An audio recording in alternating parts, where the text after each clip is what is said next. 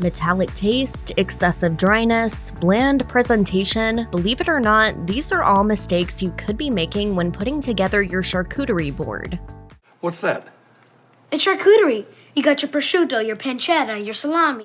All charcuterie boards start with the board itself, and too many people assume that any old cutting board will do. While this is technically true, picking the wrong board can set you off on the wrong foot and stop your platter from having the right visual effect. Ideally, charcuterie should be served on a sturdy wooden board with a dense wood grain, which gives the right sturdiness for the abundance of food you're placing on it. Opting for a wooden board gives your charcuterie platter an all-important rustic feel, and the unassuming warm color of wood allows the colorful items on the board to pop. Mango wood is a particularly good option for charcuterie boards thanks to its compactness and appealing look. You should also consider the size of your board relative to the amount of people that you're entertaining. If you only have a few guests over, using a board that's too big will either cause the offerings to appear sparse, making you look ungenerous, or you'll feel tempted to fill the whole thing, ruining your friends' appetites. Ideally, you should use a relatively new board to serve your charcuterie on, instead of one that's been around for a while and covered in knife marks or emanating food smells.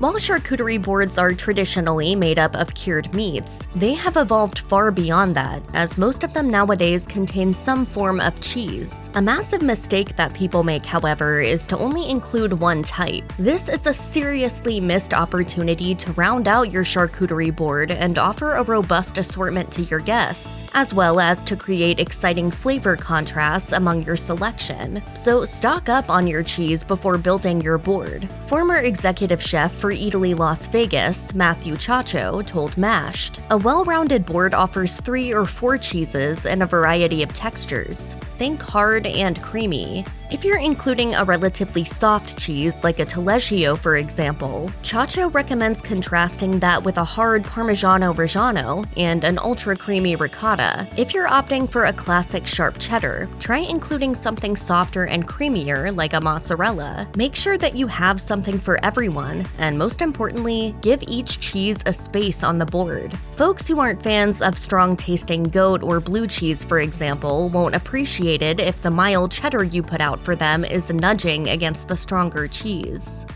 Please don't do that.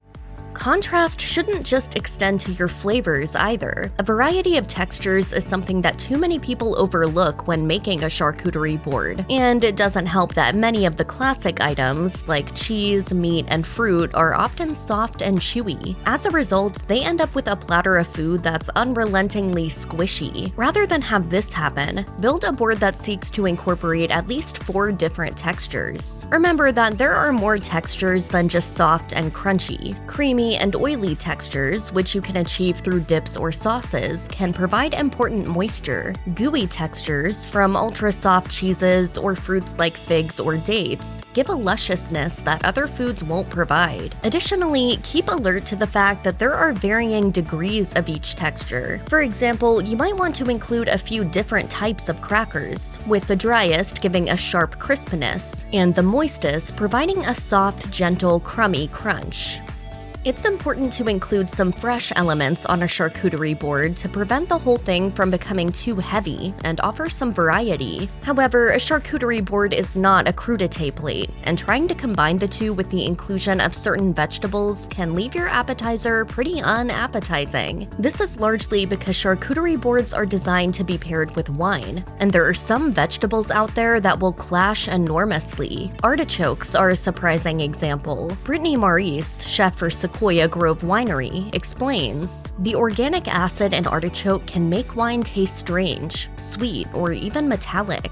This isn't true of all wines or all artichoke preparations. Some dry wines can go well with roasted or char-grilled artichokes, but it can be a difficult balance to strike. Sulfurous vegetables like asparagus or broccoli, which can either be served fresh on charcuterie boards or grilled, can also clash with wine. The sulfur in these cruciferous vegetables can make the wine taste acrid and somewhat dirty, which would reduce a good wine made with solid practices into something pretty gross. If you do want to include vegetables, root varieties like carrots are usually a good option, as they pair well with wine and have a solid crunchy texture.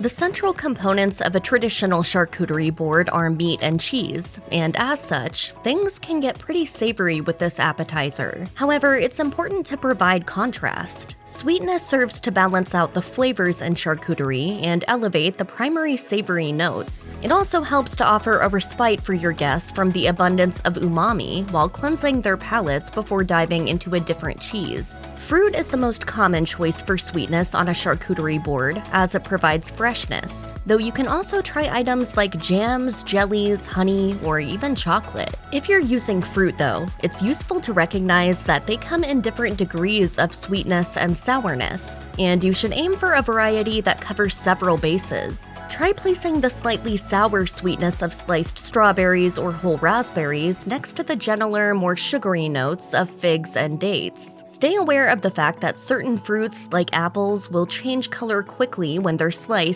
due to oxidation, so try to make them the last element you add to your board before serving. If you wish, you can also use dried or dehydrated fruits, though they may not have the same juiciness as their fresh counterparts.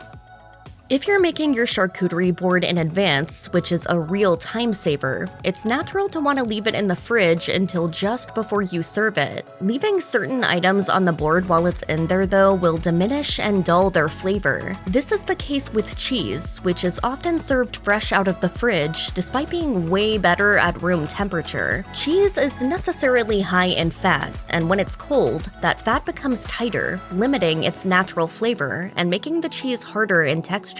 When it's at room temperature, it softens, allowing its scent to release and improving its taste. As such, you may want to give your cheese time to warm up before adding it to your board. You can do this in a few ways. If you have items you'd prefer to keep cold on your charcuterie platter, take your cheese out of the fridge, bring it up to temperature, and add it once you pull the board out. By far the easiest thing to do, though, is to simply allow the whole board to come up to room temperature with your sliced cheese on it before taking it to the table. Other food items, like certain sliced meats, are usually more flavorful when warmer, and fruit that's too cold can put your teeth on edge.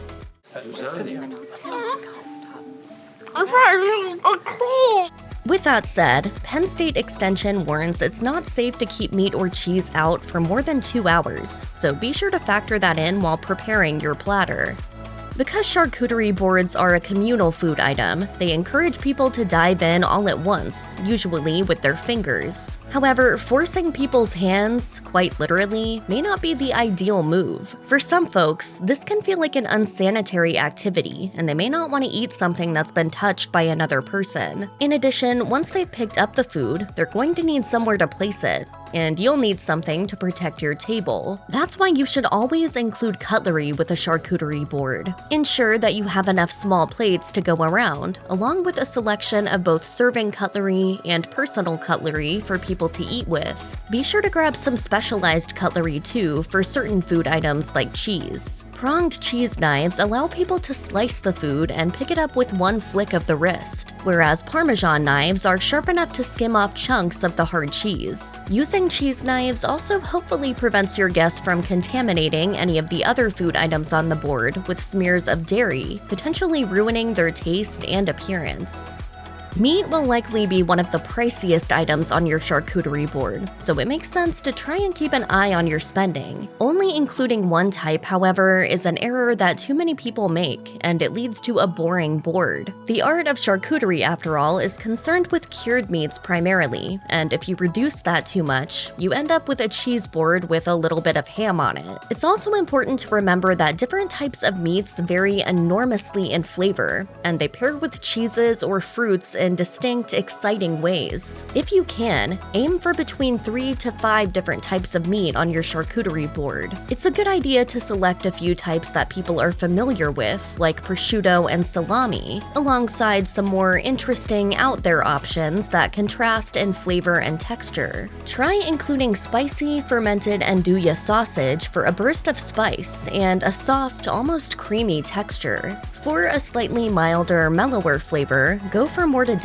If you know you have guests who find spice difficult, there's nothing wrong with including a regular sliced ham. Charcuterie boards are hardly lacking in flavor, but one thing they do sometimes suffer from is a lack of moisture. Between the abundance of meat, cheese, and crackers on display, charcuterie boards are often just way too dry and need something to offset it. This is where accompaniments come in. Adding a couple of sauces or dips around the board or table allows your guests to spoon at will and lubricate their food. Items like spicy chutneys are a great option to go with cheese, whereas a balsamic glaze or chimichurri dip will work perfectly with spicy meat. You can also include things like olive oil-infused hummus or creamy tzatziki. All I want is a soothing bowl of tzatziki.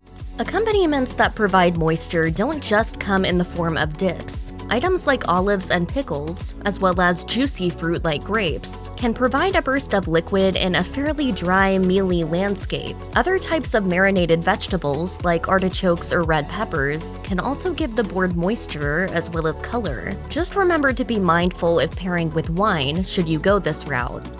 One of the most underrated aspects of a charcuterie board is color, and it can make a surprising impact on your friends' enjoyment of your food. Color is a vital component in food because it not only makes things more visually interesting, but a variety of different shades evokes a sense of health and nutritional value. Naturally occurring colors in food, particularly in fruits and vegetables, indicate the presence of various phytonutrients that may have positive health benefits, according to the University College of Osteopathy. Including these colorful elements on your charcuterie board, therefore, is a way to make your platter feel much healthier and brighter. It can also cut through the beige shades that sometimes dominate. This is easily achieved by scattering some fruit across your board. Try using red or purple grapes, cubes of watermelon, or blueberries to give your board some deep visual tones. Slicing open your fruit is also a good way to get even more color, as the inside can often feel and look especially fresh and vibrant. However, try and avoid using a fruit that will lose its vibrancy once it's cut into, such as an apple.